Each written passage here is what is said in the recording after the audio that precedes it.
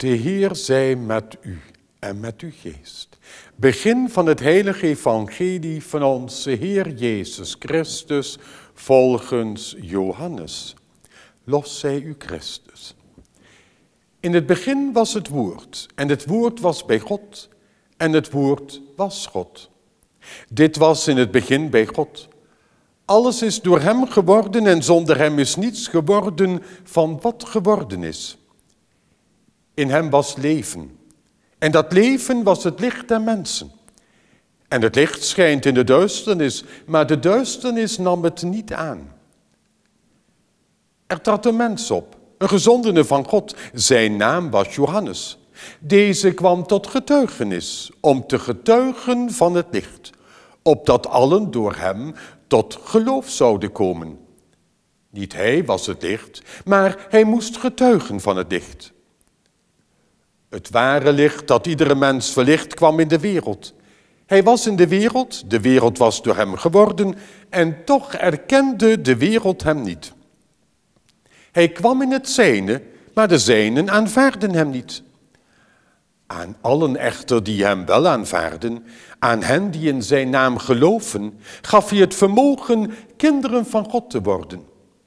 Ze zijn niet uit bloed, noch uit begeerte van het vlees of de wil van een man, maar uit God geboren.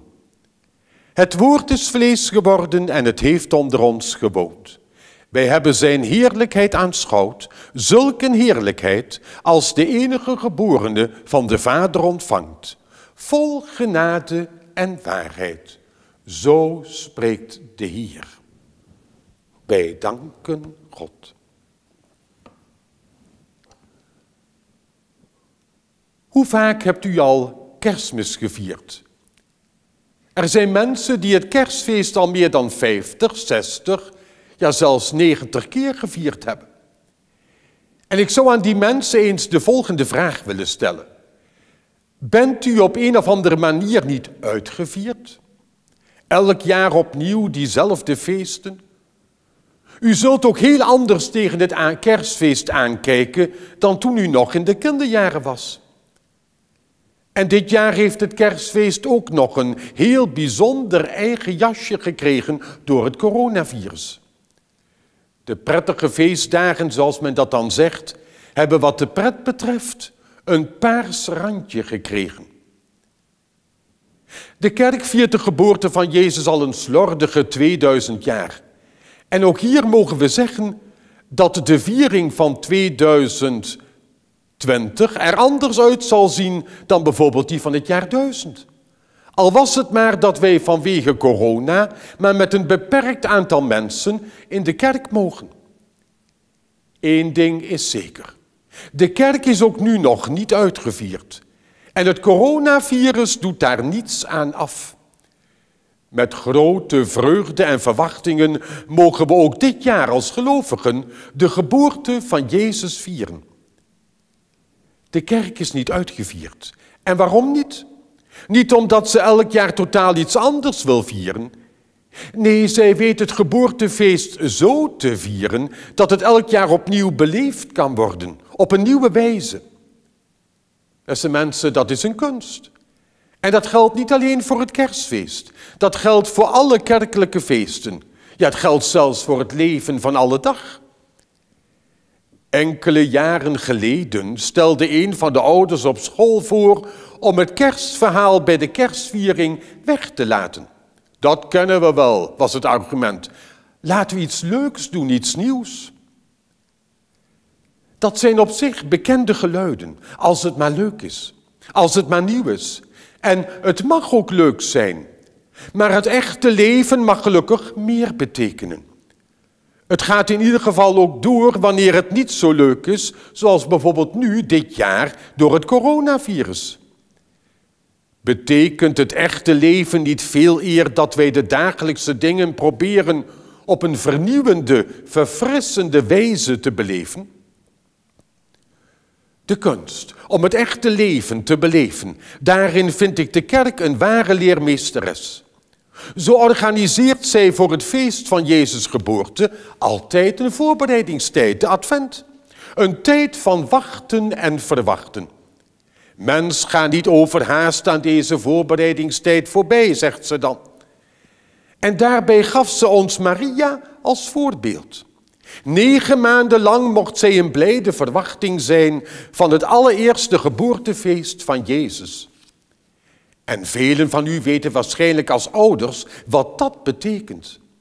De vreugde rond de geboorte van een kind wordt mede gevoed door de 9 maanden lange verwachtingstijd. En die heb je ook wel nodig. Stel je voor dat een kind zomaar ineens zonder verwachtingstijd geboren zou worden, zo van, hier ben ik. De toekomstige ouders zouden niet voorbereid zijn. Het kind zou letterlijk geen ruimte krijgen om te komen. Over Maria wordt meer dan eens gezegd. Zij bewaarde alle woorden in haar hart, die tot haar door de Heer gericht werden, en overwoog ze bij zichzelf. Dit zou ik ons vanmorgen op deze eerste kerstdag willen meegeven. Sta stil bij de woorden van de verkondiging en overweeg ze bij jezelf. Het is namelijk een belangrijk woord. Johannes zegt ons vandaag over dat woord dat het bij God was. Sterker nog, Johannes zegt, het woord was God. Wanneer wij dus vandaag het woord van God beluisteren, dan komt God zelf tot ons. Maar dan gaat het evangelie nog een stapje verder. Het zegt, het woord is vlees geworden, het heeft onder ons gewoond. Letterlijk staat daar, hij heeft zijn tent onder ons opgeslagen. Normaal gesproken gaan mensen ervan uit dat God heel ver weg is. En inderdaad, vanuit eigen ervaringen kan God soms ver weg lijken. Bijvoorbeeld nu in de coronatijd. Maar christelijke verkondiging betekent een blijde boodschap. God is ons meer nabij dan wij vermoeden, ook in dit moeilijk jaar. Hij is vlees geworden en hij heeft onder ons gewoond. Hij heeft alles met ons gedeeld. De kribbe zegt het al, kou, naaktheid, armoede. Hij moest als kind op de vlucht. Maria heeft de woorden van de verkondiging niet alleen beluisterd, ze heeft ze bewaard en ermee gewerkt in het dagelijks leven. Het woord is dan ook niet alleen in haar vlees geworden, doordat ze ons het kind Jezus gegeven heeft. Maria heeft ons niet alleen Gods Zoon geschonken naar het vlees. Nee, het woord heeft ook zoden aan de dijk gezet in een echt christelijk leven in Maria.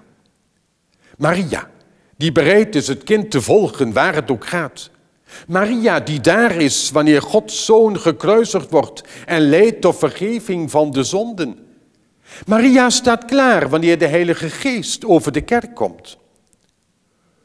Mogen, zoals bij de geboorte van een kind, het kerstfeest over ons komen als de vervulling van een oprechte adventstijd. Dan zullen we ook dit jaar, ondanks corona, en ook al hebben we dit feest al zo vaak gevierd, op een nieuwe wijze het kind in ons eigen leven ontvangen. Hij zal ons de kracht schenken om de gebeurtenissen van alle dag, ook corona, als een christen te beleven en te dragen. In die zin wens ik ons allen een zalig kerstfeest.